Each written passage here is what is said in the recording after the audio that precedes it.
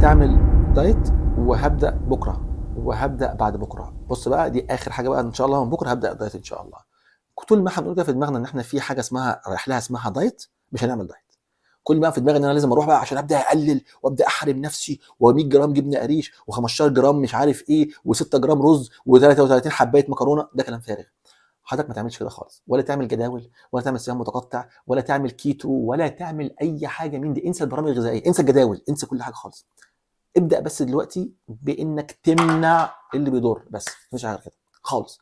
خطه اسمها خطه ال 21 يوم، تعالوا نعملها مع بعض. 21 يوم 3 اسابيع، حضرتك هتمنع اللي بيضرك بس. كل زي ما انت عايز، عك زي ما انت عايز، بس اعمل الاتي. رقم واحد، السكر، ده اول بلوه كبيره جدا.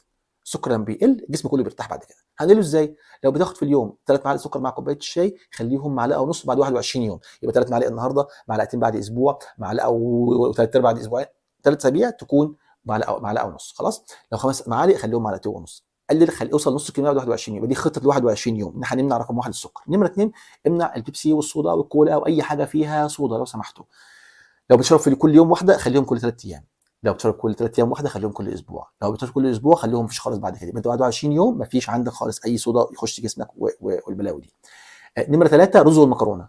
كميه تاكلها النهارده اعرفها دلوقتي ايه هي، يبقى بعد 21 يوم تكون نص الكميه دي، نصها بالظبط. اوكي، دول اهم 3 حاجات تعملهم عشان جسمك يبقى كويس. خلاص. بس هتزود بقى عليهم حاجه واحده بس، الله يخليك، يعني لو تقدروا هنعملها. نمشي كل يوم نص ساعه لو نقدر. امشي جوه البيت، مش هقول لك اطلع بره واطلع والبس اللبس الرياضي وروح بقى اشتري ترنج براند انسى الكلام ده خالص. اعمل ابسط حاجه، ما تكلفش نفسك اي فلوس. امشي جوه البيت، روح جاي كده، ده باين كده قدام التلفزيون، رايح جاي كده، رايح جاي، بس امسك الساعه وقعد نص ساعه. سهله سهله. اوكي. لو تعرف تعمل حته سيكه ونط الحبل، يعني واحد من غير ما يقطع ركبتنا، يبقى هايل.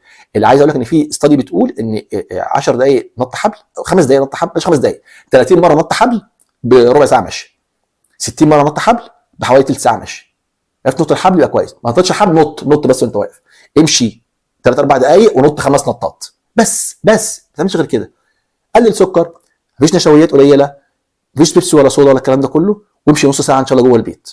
عملت الاربعه دول 21 يوم، تعالى قابلني هنا تاني وقول لي اخبارك ايه. ممكن؟ يلا ربنا يديك الصحه يا رب. السلام عليكم.